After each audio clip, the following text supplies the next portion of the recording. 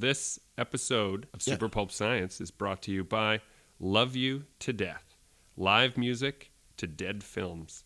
If you would like to come to a screening of King Kong, Creature of the Black Lagoon, and Werewolf of London, chopped up into tiny pieces and performed with live musicians, then you should come to the Park Theater February 14th. Tickets available at myparktheater.com.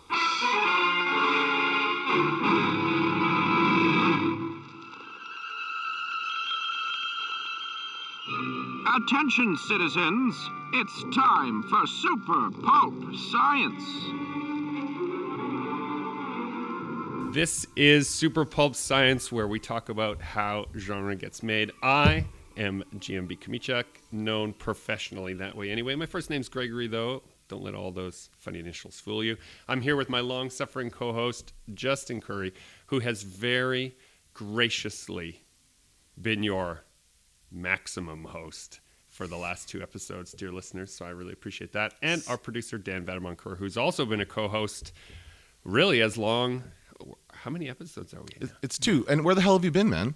Well, I'm not sure if I have to answer these questions under these conditions. I've been doing a lot of different stuff. Sort of 3 things have been controlling my time right now. Prepping for Love You to Death, our cinema seance. I've been I think you need to go back and unpack Cinema Seance just a little bit. Well, it's the second one of those. It's the second one. It's live this could music. be somebody's first episode. Okay, well, we'll come around. There's a cinema seance.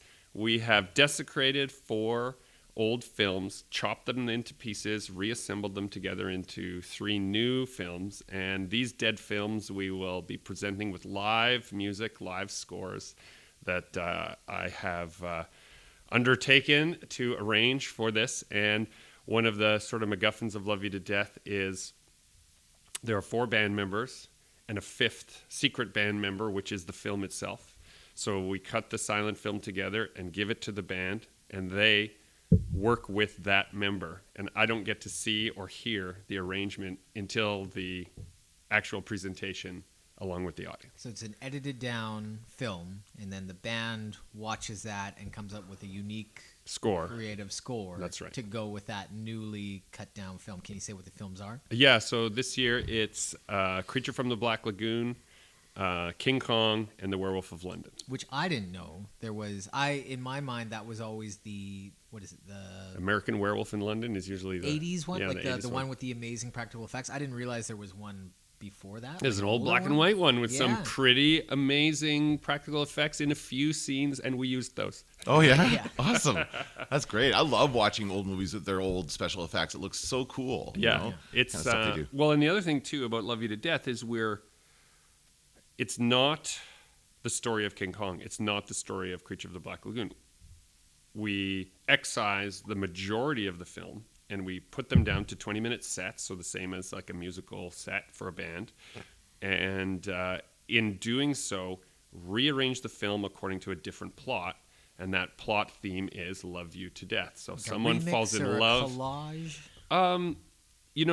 You could argue that it's a new film, but the same way that you could argue that if you take your grandmother's old recipe and you add a little bit more garlic, somehow you've invented something. That's not true. We give credit where it's due. It like the director's full name, original director is there. We give the credit for the edit, but we don't take credit for the film. So is it the Gregory cut?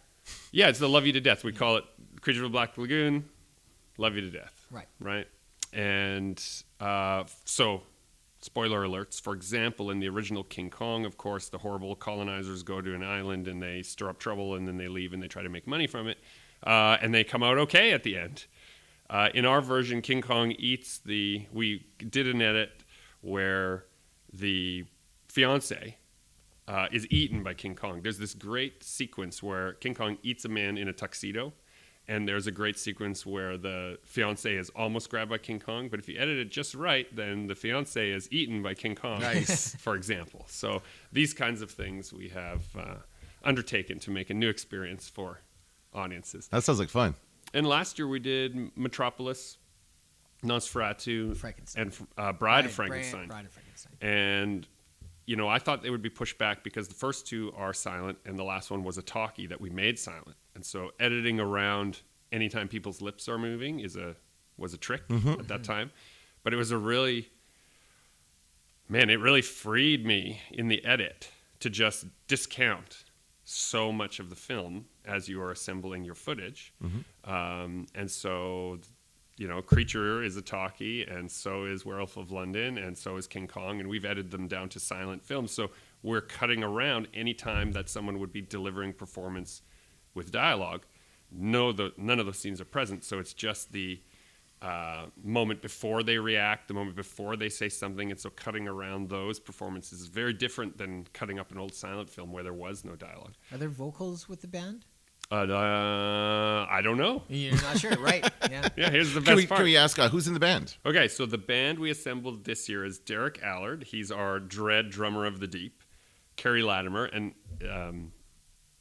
this is just how they're occurring to me, but Carrie Latimer is the reason we have the ensemble in the arrangement we have. Carrie Latimer is our theremin player, and when the whole idea first started, when we're going to recut Nosferatu, I said, we've got to have a theremin player. I'm taking my toys and I'm going home. And so Joey Senf knew that one of sort of North America's greatest theremin players was in Leaf Rapids and is here and was a friend, and so asked Carrie to be a part. Natalie Felicitas is on cello, and man, from last year's performance, there's an underlying power of the cello to make everything feel both beautiful and haunted. I cannot wait to see what they're doing. And Rafael Reyes on guitar. Oh yes, so nice. He's been on the podcast. Of the Grave. He has been on the podcast. Oh. Yeah. Well, we had actually, I'm not sure if our dear listeners, if I put it in the archive or we had it live, but I recorded a creative session with all of them after the fact to talk about that creative process. I'm not sure if we ever aired it just in our schedule. I don't remember. Schedule was. So I definitely have it. So maybe this is the time to pull those out of the archive, put it together. So, it's really just an excuse for me, practice in a art form that I really love, admire, which is filmmaking, and use the best ingredients and my favorite ingredients. And, when some people say that film is an editor's medium, right? Yeah, actors usually take great offense to this, and directors take great offense Everyone to this. else involved doesn't like that. But there is a logic to recognizing that if you have 3 hours of footage and you only need 20 minutes, it becomes a puzzle you're putting together, and the choices you make in the puzzle, of course, require the good shot, require the good cinematography, require the good performance. Those things are almost, they go without saying that you need all of those pieces. If you don't have those pieces, no one will watch a 20-minute version of your film or a 2-hour version of your film. Doesn't matter how you edit it together. The ingredients have to be good. Right. And so for me, rather than try to shoot those ingredients myself and then try to assemble a film that people would care about, I thought it would be fun to practice, and we've done 6 now, and we have perhaps 3 more for next year that we're planning. Oh, do you already have the ones picked out for next year? Not picked out, no. And we'll see. A few new things are slipping into the public domain next year, so that may. And that's the qualifier? It has to be in the public domain? It's not always so in Canada, there's a nebulous, for example, Werewolf of London is in the public domain firmly everywhere. Creature of the Black Lagoon is contested in Canada. Yeah, isn't that a Universal monster? It's a Universal monster, but how they protected their copyright and how they didn't is sort of under some contestation. So we are really a band that has a video playing, so we fall under a fair use. Oh, agreement, yeah, of course, yeah. Right?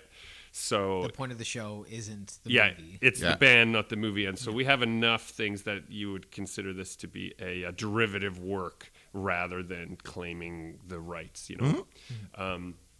and also we have not excised anybody's original credits in the film either. So that's an important distinction. Yeah. So wait to get the lawsuit. And King Kong, the original King Kong, is firmly in the public domain. So Creature is one of those ones where we're swimming in murky waters. Okay. Just like the Creature. Pun. Yeah. What that is, Dr. Maia? I don't know, Luis. I have never seen anything like this before. It's important? Yes, I think it is. Very important. And Creature is a fun film to revisit from a modern perspective, because many of the shots are still, how did they do that?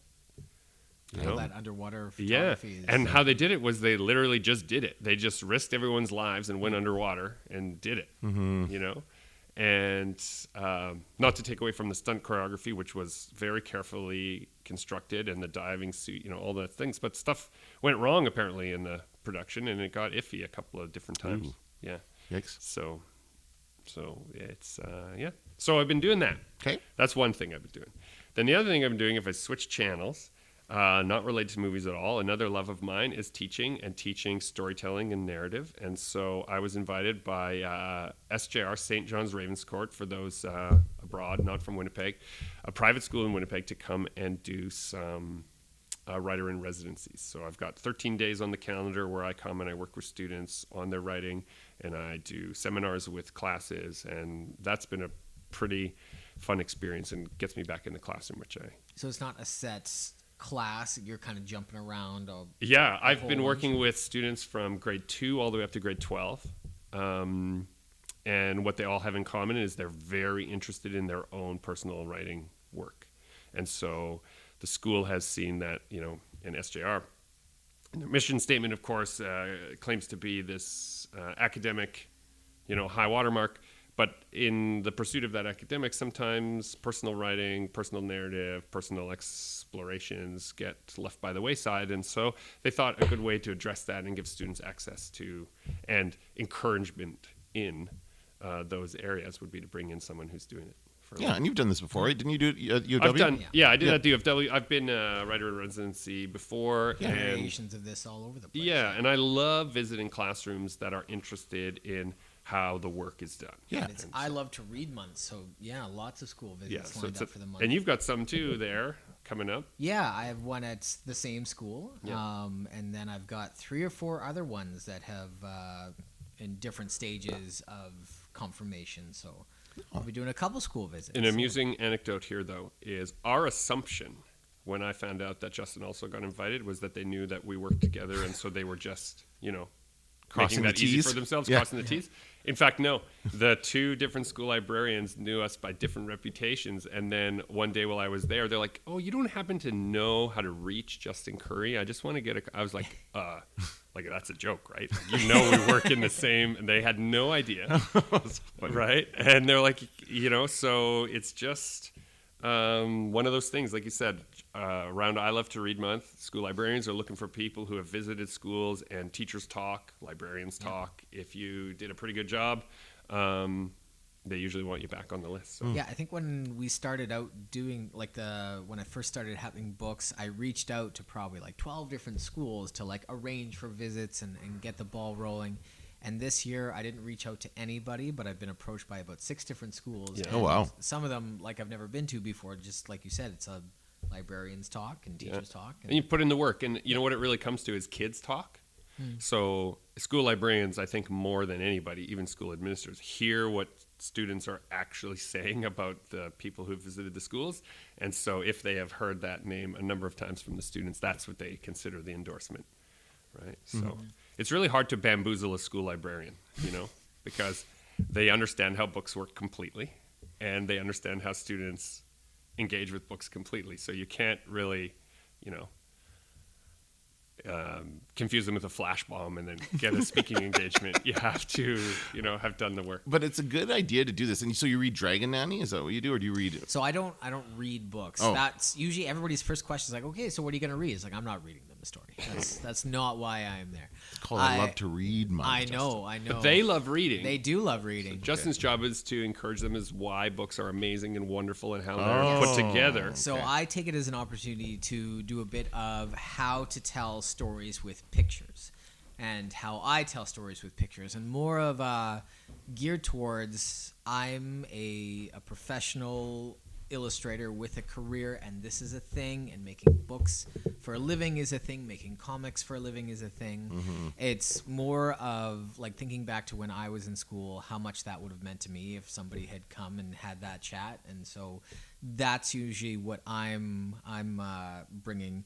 And if it always depends on like the age group, right? Like the presentation I do for grade K to 1 is very different from 9 to 12.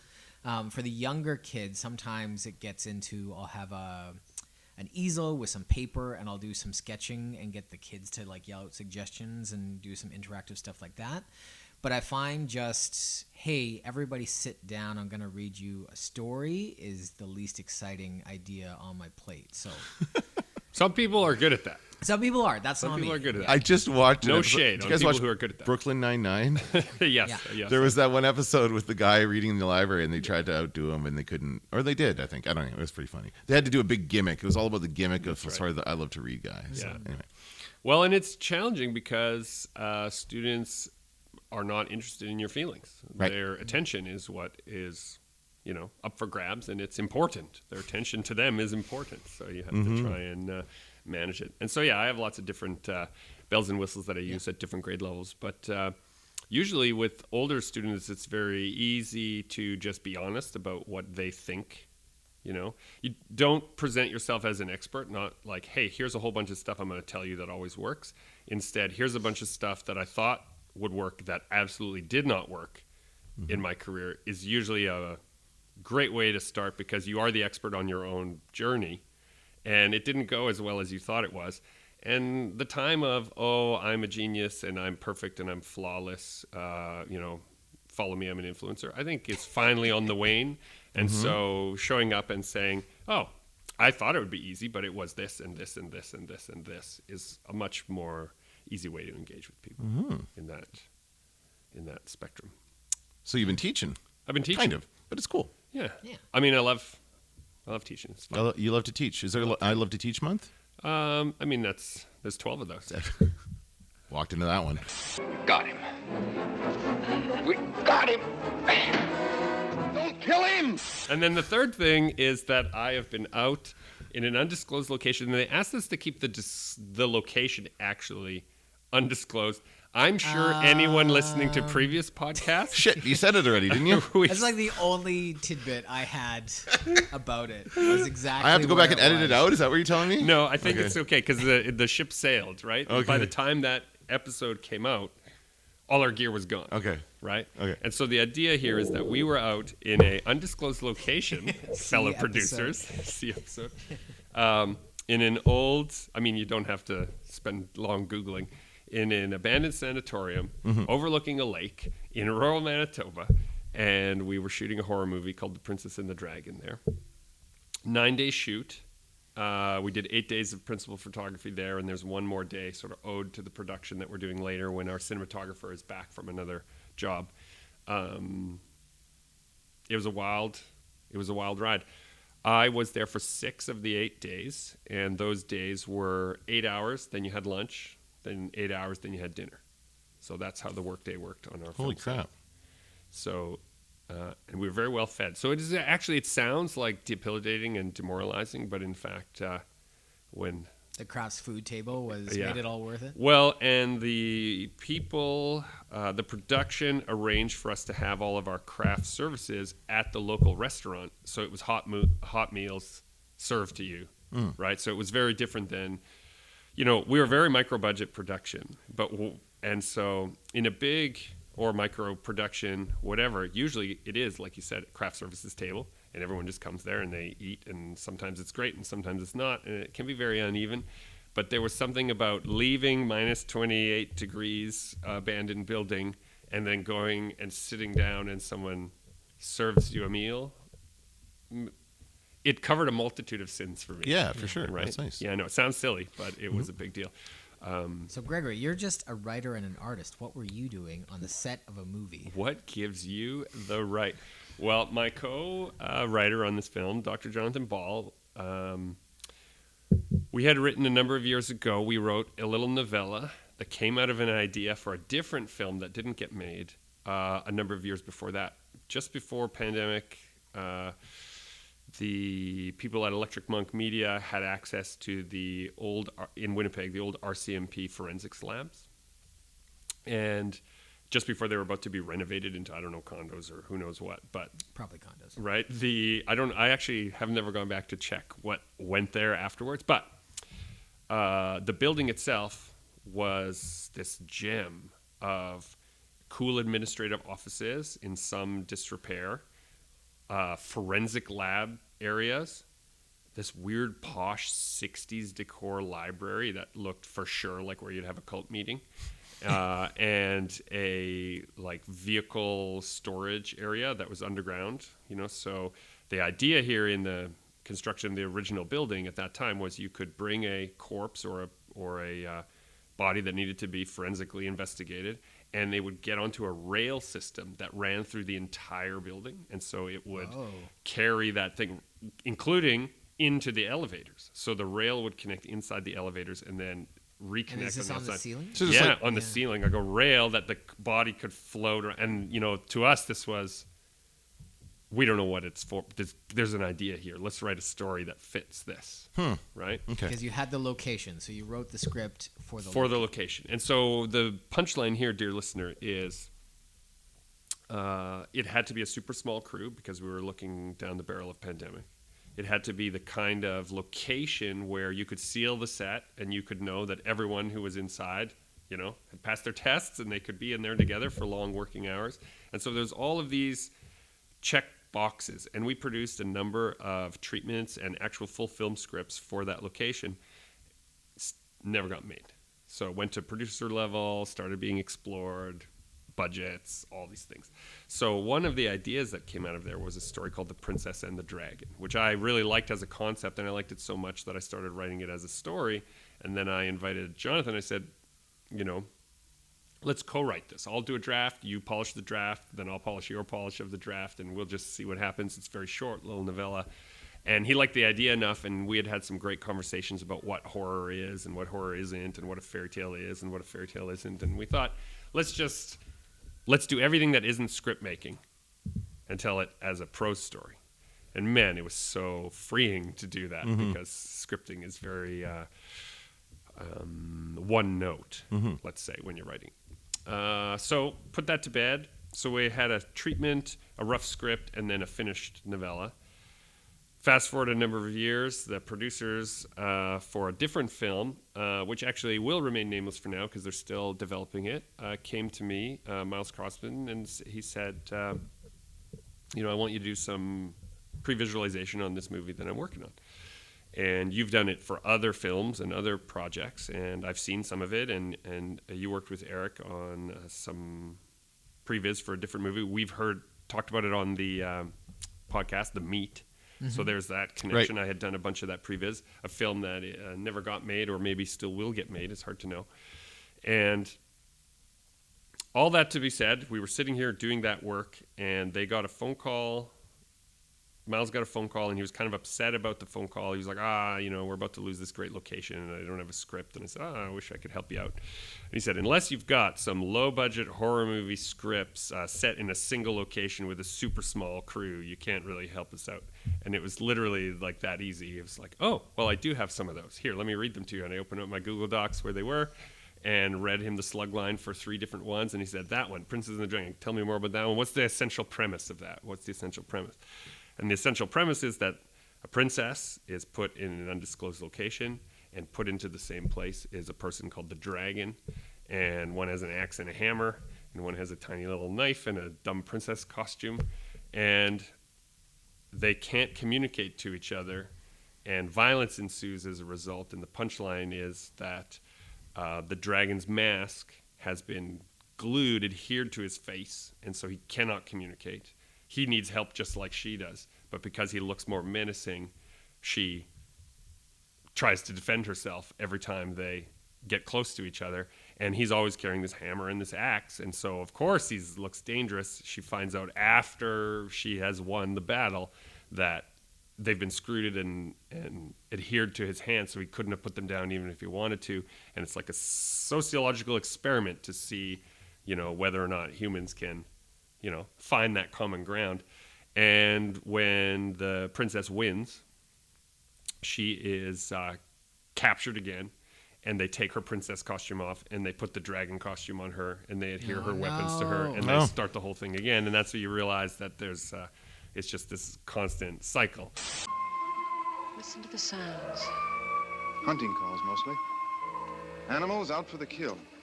Some of them are cries of fear, like like people who whistle in the dark. That was the essential premise that got rewritten a number of times. So wait, had the dragon won, would they have taken his stuff off and put him in the princess outfit? I don't know. I never got that far in my mind. No, because the princess is... The princess just always wins? Yeah, well, no. The Usually loses. loses. And Oh, there's okay. like... And the dragon just stays there until the next princess comes. Until they can be replaced, Yeah. right? But in our story, the story starts with a man in a princess costume in our novella, and we don't know, some undisclosed. It gives away some of the ghosts right from the start. That who is the princess and who is the dragon is obviously a fluid concept being pushed upon by this Dr. Storybook, by the Storybook group. And they liked that idea and asked if we would show them the script for it. And we said, well, we could show you the outline of our old script, but this new location is so different. Let's go walk the location. Let's go see the grounds. So we drove out and we saw the place, and then Jonathan and I rewrote a draft that fit the location better. And then Miles and Eric rewrote that draft to fit their vision of what kind of story they wanted to tell with the resources they had assembled. And that gave me the right to be on set. In small independent productions, Everybody wears a lot of hats, Yeah. has a lot of jobs. you know, if you pick it up, you have to carry it, is sort of the rule. Yeah. Right? So if you don't want to carry those lights for the rest of the shoot, don't pick them up the first time. Right? So while I was there, it became very clear that because the building is quite large and our crew is small, relatively small, big for an independent production, there was 25 people on the crew. And we didn't have enough radios, we didn't have enough walkies. There would be this moment where there was too much lag between when we were blocking and we were planning a shot and what was happening in makeup and performance. And so I foolishly picked up a clipboard and started keeping track of stuff. And the funny moment there is on the first day when I came back with that clipboard, Caitlin, our hair and makeup lead, she goes, "Oh, you're a clipboard guy now. Are you sure you want to do that? You can hide that under here if you want." And she showed me her table. She's like, "You just tuck that right under here if you don't want." I was like, "What do you mean?" "No, I just don't want the papers to blow away in the wind." And she's like, "No, now that you have the clipboard, you know what that means." And I legitimately did not know what it meant until people started asking me questions. Like every person on that crew started asking me for answers. And if you pick it up, you got to carry it. So then I kind of was this hybrid script supervisor, continuity supervisor, and sort of limited capacity first AD all at the same time, simply because I was always with either the talent or the director and the cinematographer. And so because I had that chain of custody of the idea, I would transmit the chain of that custody of the idea so that in the travel time, as the actor is moving their way through the abandoned building, they can get themselves into the things they have to do so that when they get on set, they can be more prepared. It was a wild time. I thought I'd get to just sit in a comfy chair and watch other people work really hard. Instead, I had to work really hard the whole time. Well, yeah, 8 days, you said, of shooting? 8 days of shooting. I was only there for 6 because I guess there was one more thing I did. I escaped to Manitoba for the last 2 days of Which is shooting. Winnipeg's gaming convention. So first show of the year. It was technically my first show of the year, yeah. So, filmmaking, I like filmmaking. I love it. I like to play around in that world. Teaching, obviously, I love teaching. I like to play around in that world. I love making comics and graphic novels. Obviously, that's why we have this podcast. But another sort of channel in my head is the design and implementation of tabletop role-playing games and things related to that. So I had 3 new publications that I was playtesting for Game Manitoba. Otherwise, I would have been on the film set.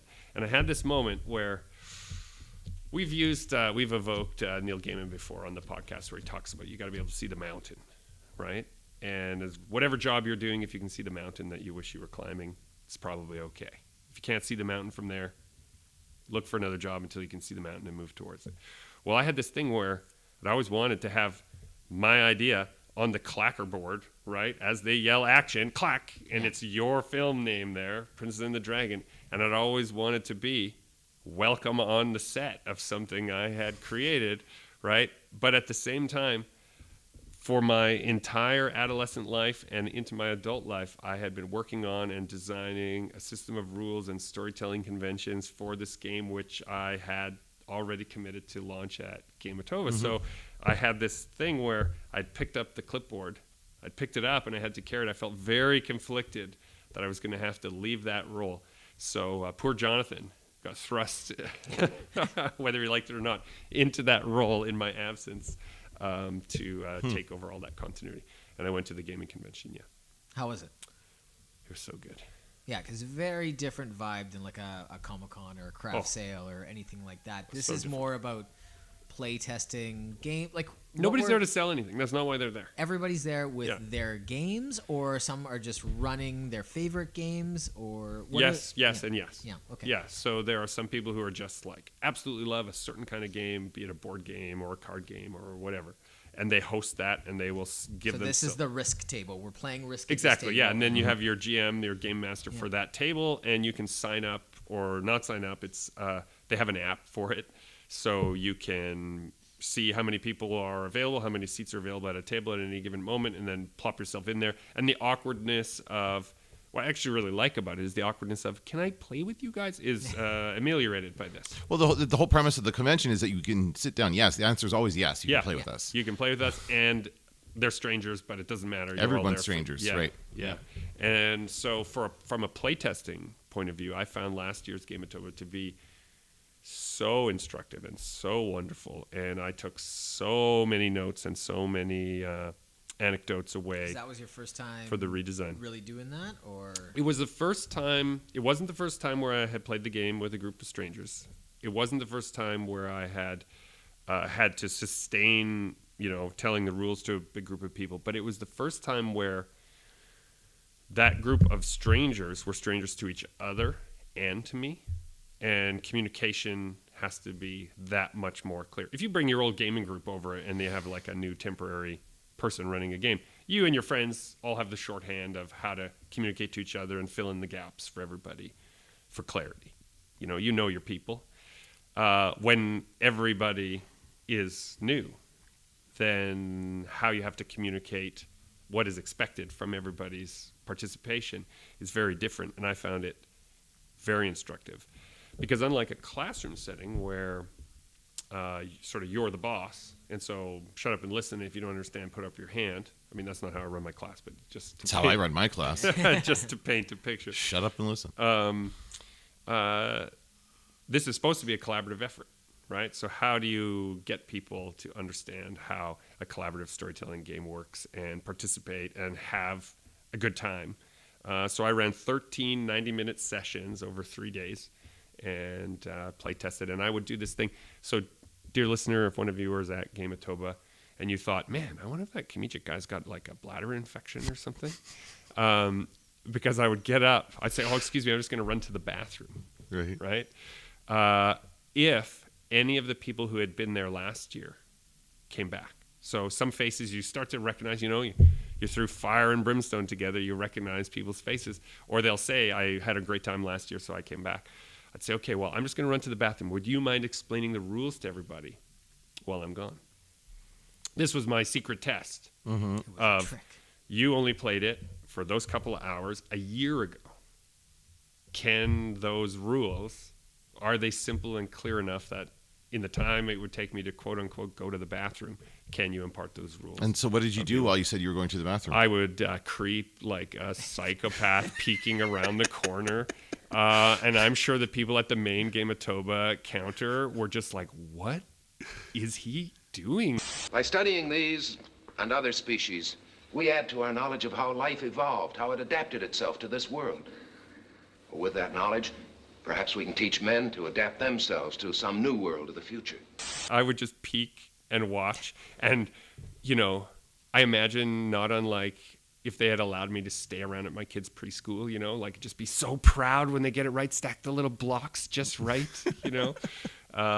It was really gratifying to see that work. And when it didn't work, it was also amazingly instructive, right? If someone says, oh, I thought it was this, so that's what I was telling them. And that's their entire memory of it was, I thought it was like this. So that's an area of confusion that needs An area of confusion, but sometimes also what's wild about that is they came back because they thought that was fun.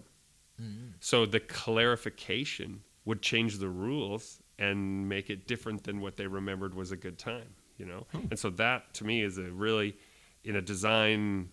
They broke it in a fun way, so maybe. Yeah, maybe it's an idea worth reinvesting in. So it was, you know, it was great.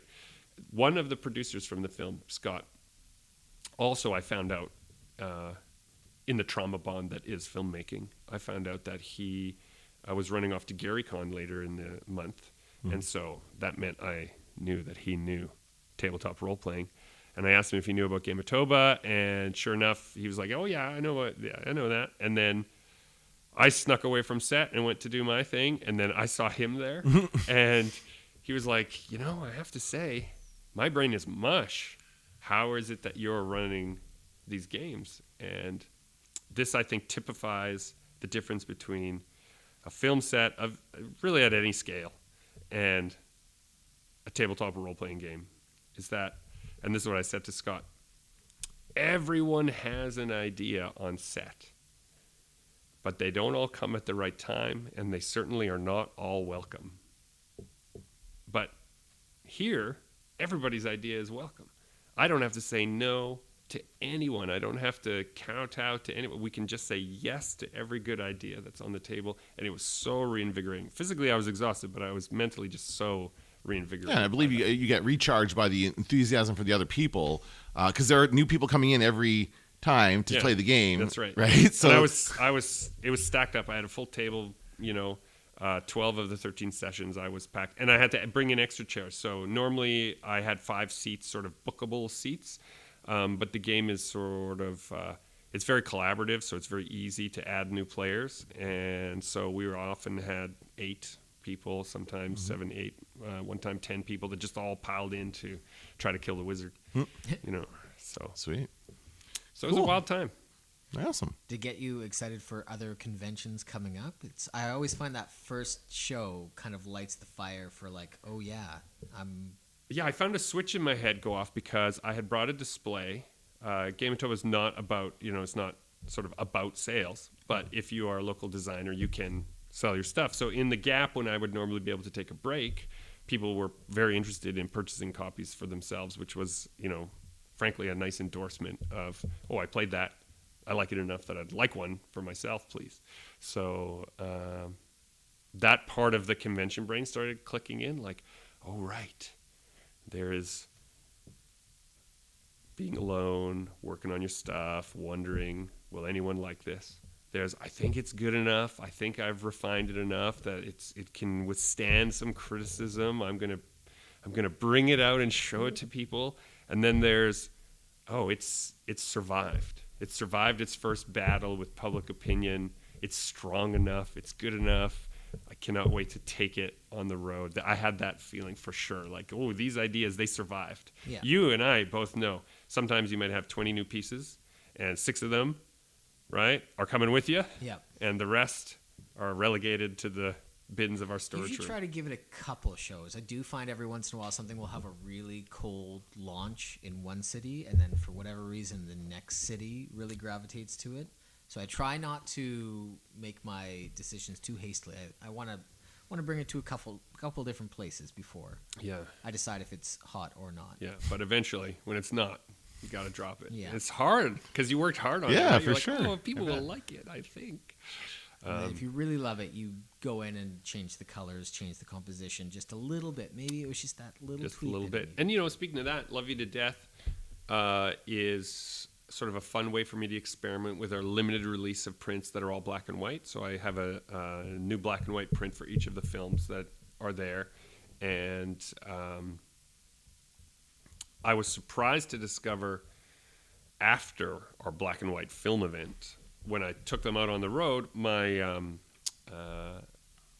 booth support person, my niece Signe, was like, oh, we should put these out on display. And I was like, oh, well, we're at Comic-Con. I usually use the color ones here. These were just for this event. And she was sort of like, no, these are great in black and white. Let's put these out.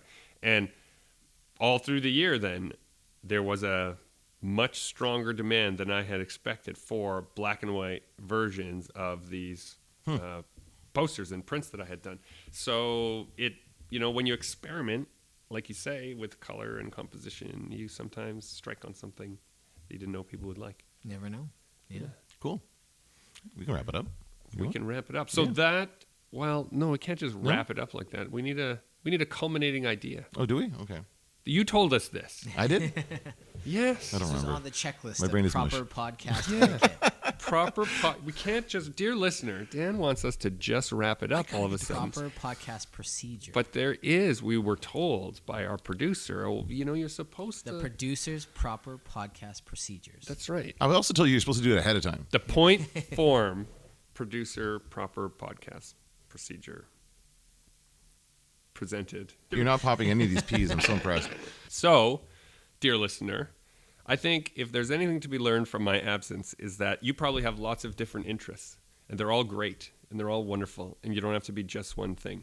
It's okay to wear different hats. Yeah, it's okay to wear different hats. In fact, I encourage it because, as you'll learn if you come to love you to death, one note does not make a band, right? You need to have lots of different ways to express yourself, and some of them are great, and maybe they are lucrative, and other ones just feed your heart, that flame inside, right? I felt over this past week, even though I am physically drained, I am emotionally full to the brim. Mm-hmm. I am creatively cannot wait to start working on pages and things again. Like I'm thrilled that this is the life we chose, and you make it up out of the little pieces that you find around. We've used the Lego example on the podcast a lot, right? You just put all the pieces together, you take them all apart, you put them all back together, and maybe you made something new. So that's how I feel. This has been Super Pulp Science, where we've talked about how genre gets made. I am Gregory Kamichek, encouraging you to join the fight and make comics.